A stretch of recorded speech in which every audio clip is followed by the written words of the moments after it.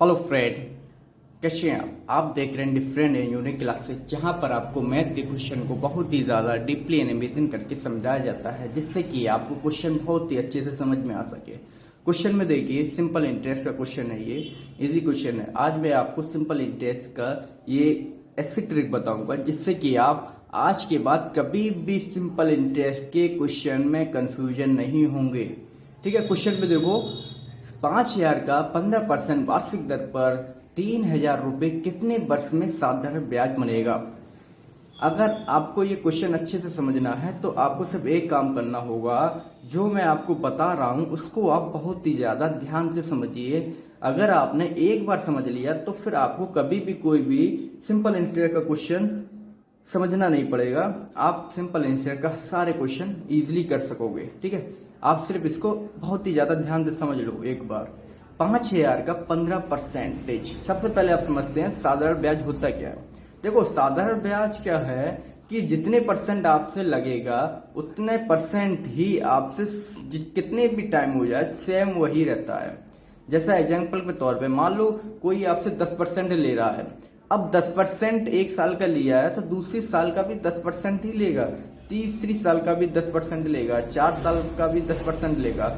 यहाँ पर क्या होता है सिंपल इंटरेस्ट में कि जो ब्याज होता है ब्याज सेम रहता है। आप जितने वर्ष यूज कराएंगे आपको उतने परसेंट के हिसाब से ही ब्याज देना होगा।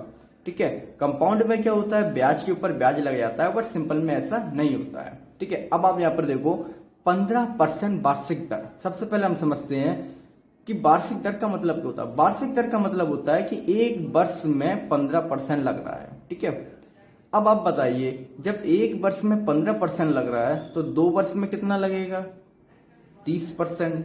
3 वर्ष में 15 45%। ठीक है, अब आगे बढ़ते हैं।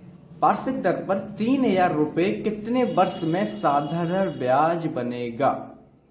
अब यहां पर देखो, क्वेश्चन को इन्होंने कितना ज्यादा घुमा दिया है ना।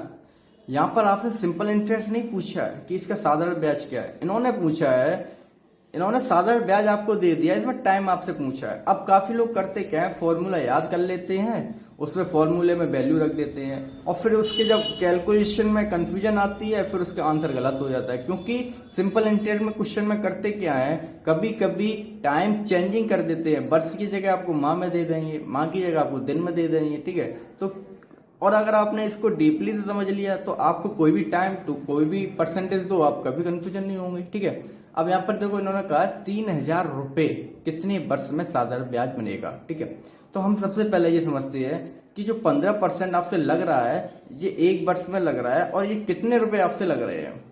अगर आपको परसेंटेज निकालना आता हुआ तो आप इजीली बता सकते हैं कि 15% कितना होगा 5,000 का। 5,000 का 15% होगा आपके 750 रुपए। कैसे होंगे वो भी समझ लो, अगर किसी को परसेंटेज नहीं आता है। देखो, परसेंटेज का क्या है, परसेंटेज का मतलब होता है कि जिस नंबर की बात होगी उसमें आपके 100% आएंगे। अब यहाँ पर किसकी बात हो रही है, 5,000 की, तो 5,000 में कितने परसेंट आएंगे आपके, 100% आएंगे। जब 100% 5,000 में है तो एक परसेंटेज कितने का हुआ, 50 रुपए का। ठीक है, आप यूं समझ लो कि आपके 5,000 रुपए में 100% आ रहे हैं। ठीक है, तो 1% की कीमत क्या हुई, 50 रुपए। तो इसलिए 15% की कीमत क्या होगी, 15% की आपकी 15 का मल्टी कर दो, 15 75, 750 आ गया। ठीक है, तो आपको 15% लग रहा है और 15% रुपए में कितने हुए, 750 रुपए। ये आपको एक वर्ष में लग रहा है। ठीक है फ्रेंड, अब आप देखो आपके रुपए कितने हैं, 3,000 रुपए, और आपसे एक वर्ष में कितना लग रहा है, 750 रुपए। अब आप खुद सोचो माइंड से, जब एक वर्ष में 750 रुपए लग रहा है तो 2 वर्ष में कितना हो गया, ये 2 वर्ष में आपके 1,500, 3 वर्ष में 2,250 और 4 वर्ष में आपके कितने हो जाएंगे, 3,000 रुपए। तो इसका टोटल अगर हम 4 का मल्टी करते हैं तो आपका कितना हुआ, 15 दूनी 3,000 रुपए। तो आपका टोटल टाइम कितना लग रहा है यहाँ पर, 4 वर्ष।